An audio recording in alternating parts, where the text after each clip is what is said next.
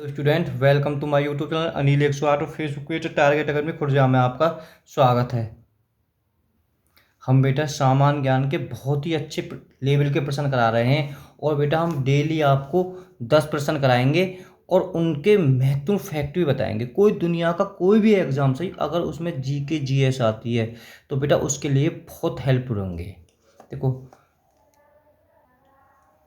Bharat one स्थित report ISFR 2019 के अनुसार भारत के कितने प्रतिशत भूभाग पर वनावरण है?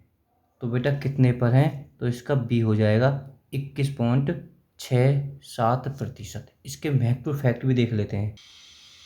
भारत में वन स्थित रिपोर्ट ISFR 2019 के अनुसार भारत में कुल वनावरण 21.67% है और वृक्षावरण 2.89% तथा कुल वनावरण एवं वृक्षावरण बेटा 24.56% है। तो आप इन पॉइंटों को याद रखना।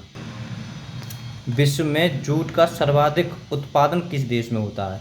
तो बेटा विश्व में सर्वाधिक कहाँ पर होता है? सी, भारत हो जाएगा इसका। अगर भारत में पूछा जाए तो भारत में सबसे ज़्यादा बेटा जूट पश्चिम बंगाल में उत्पन्न होता है। विश्व में सर्वाधिक जूट का उत्पादन बेटा भारत में पहले स्थान पर है, दूसरे पर बांग्लादेश है, तीसरे पर चीन है, चौथे पर अफगानिस्तान है। तो आप पहला और दूसरा स्थान भी याद कर सकते हो, ठीक है। बांग्लादेश जूट में, और भारत का कौन सा? पश्चिम बंगाल।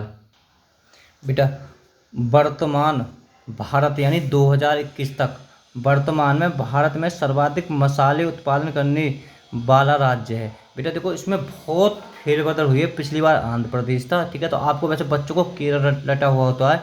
अब बेटा पहले स्थान पर कौन हो गया है? मध्य प्रदेश। तो इसका डी हो जाएगा। पहले स्थान पर मध्य प्रदेश है, दूसरे स्थान पर राजस्थान है, तीसरे स्थान पर गुजरात है और केरल का हो गया चौथा स्थान।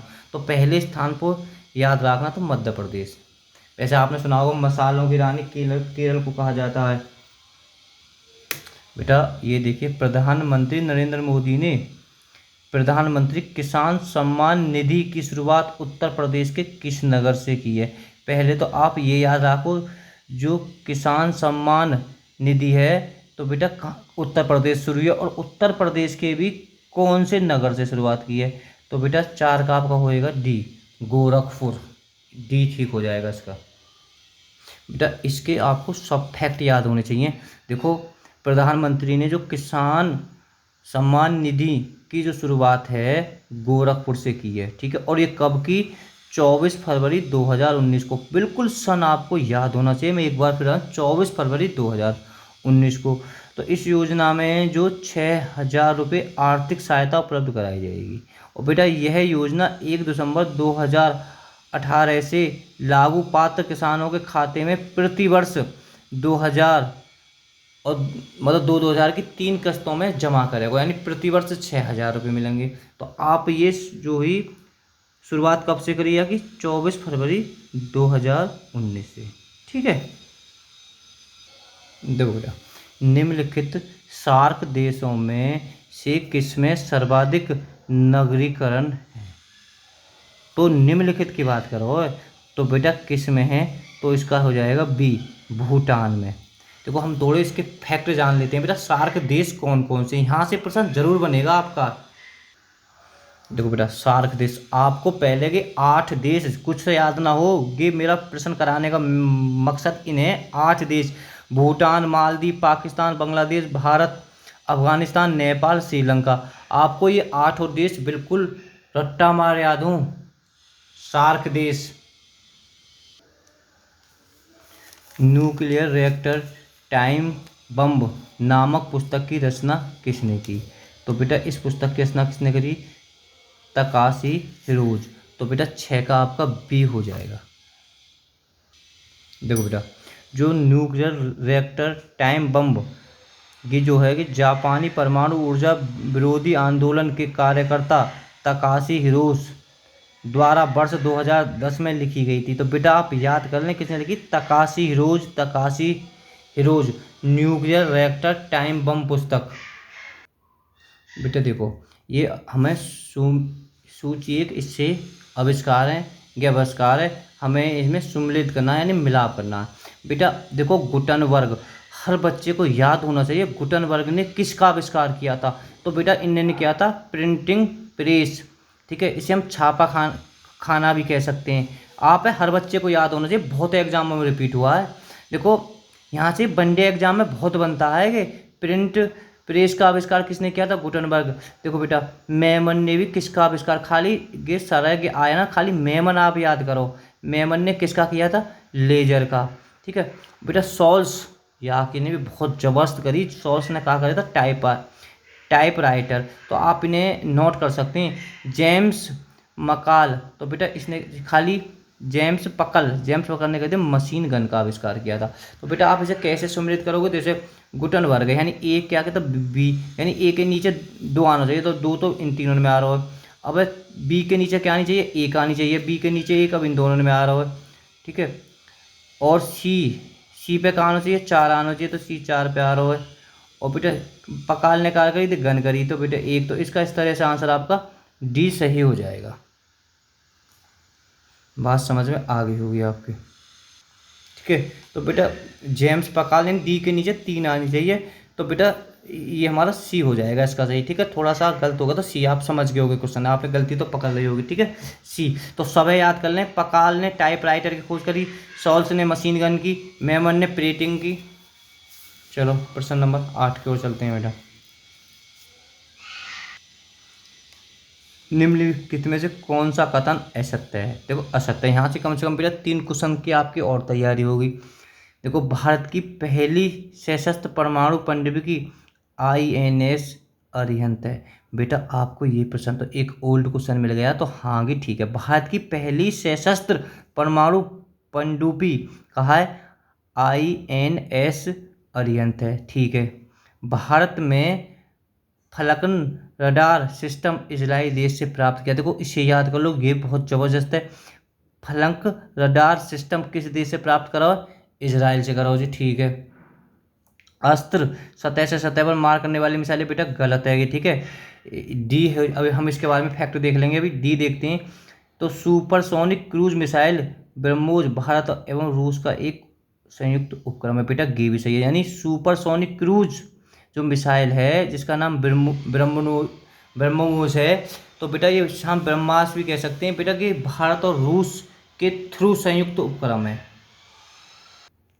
देखो बेटा जो अस्त्र है वो अस्त्र दृश्य सीमा से परे हवा से हवा मार करने वाली मिसाइल है, ठीक है। अदृश्य सीमा से हवा, ठीक है, कहाँ करती है कि हवा से हवा मार करती है, ऐसा अस्त्र, आप इसे याद कर लेना, जिसका विकास रक्षा अनुसंधान DRDO ने किया था, ठीक है। बेटा अगर चाहें तो आप इसे एक बार परिभाषा को पढ़ लीजिए। देखो बेटा आप इसे याद कर सकते हो, यहाँ पे चांदीपुर कहाँ स्थित है, उड़ीसा में, ये क्या हुआ एग्जाम में बना है, चांदीपुर कहाँ है बेटा, उड़ीसा में, तो आप इसे थोड़ा याद कर लें।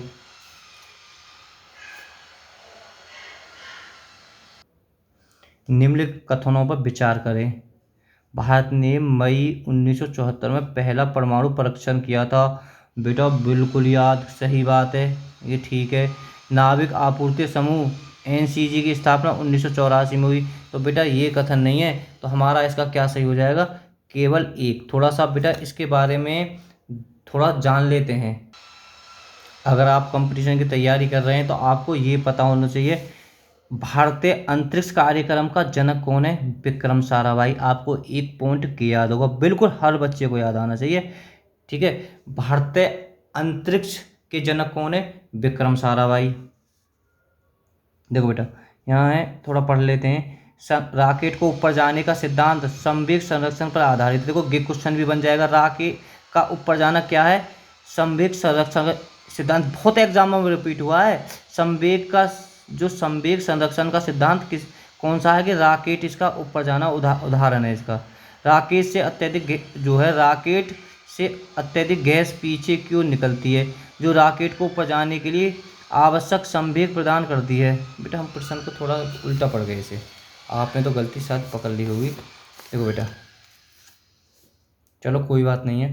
देखो बेटा भारत ने 18 मई 74 को पहला परमाणु परीक्षण किया, इसी वर्ष नाभिक आपूर्ति समूह NCG स्थापना हुई थी, और इसकी पहली बैठक वर्ष 1975। बेटा की बहुत बड़ी बात है, एनसीजी। ठीक है, तो आप गूगल पर सर्च देख लें एनसीजी की फुल फॉर्म क्या है। इसकी पहली बैठक वर्ष 1975 में लंदन में हुई थी। वर्तमान में इसके 48 सदस्य देश हैं। इसका लक्ष्य है परमाणु सामग्री तकनीक एवं उपकरणों को निर्यात नियंत्रण करना है। एनसीसी में शामिल होने वाले देशों के लिए परमाणु अवसाद प्रसार संधि एनपीटी के हस्ताक्षर करना अनिवार्य है। ठीक है, तो आप इस पॉइंट को भी याद कर लें। देखो बेटा, कूट सही या उत्तर का चयन कीजिए इसमें से। कोई बात नहीं, हमने बेटा उस पहले में पढ़ दिया था, आप शायद ठीक है कर सको। रॉकेट के ऊपर जाने का सिद्धांत संवेग संरक्षण का आधारित है। बेटा देखो, वनडे एग्जाम के लिए बहुत इंपॉर्टेंट प्रश्न है। देखो मैं भी पहले ही प्रश्न में डिस्कस कर रहा था और ये आया हुआ भी है और ये बहुत एग्जामों में आया हुआ है। ठीक है, रॉकेट का ऊपर जाना क्या है, संवेग संरक्षण पर आधारित है। भारतीय अंतरिक्ष कार्यक्रम के जनक डॉक्टर होमी जे भाभा को माना जाता, गलत है बेटा। विक्रम साराभाई है, तो हमारा ये तो गलत हो जाएगा। फिलहाल एक ही इसमें ठीक है। देखो, वायुयानों में ब्लैक बॉक्स, देखो वायुयानों में ब्लैक बॉक्स का रंग नारंगी होता है। देखो बहुत जबरदस्त क्वेश्चन है ये भी, अब याद कर लो आगे को। वायुयानों में ब्लैक बॉक्स का रंग कैसा होता है, नारंगी होता है। तो बेटा इसका 1 और 3 सही हो जाएगा। ठीक है, वीडियो को शेयर करें और बेटा ये बहुत अच्छे लेवल के सवाल हैं। ठीक है, वीडियो पसंद आए तो कमेंट करें, चैनल को सब्सक्राइब करें और वीडियो को शेयर करें। Okay, bye bye.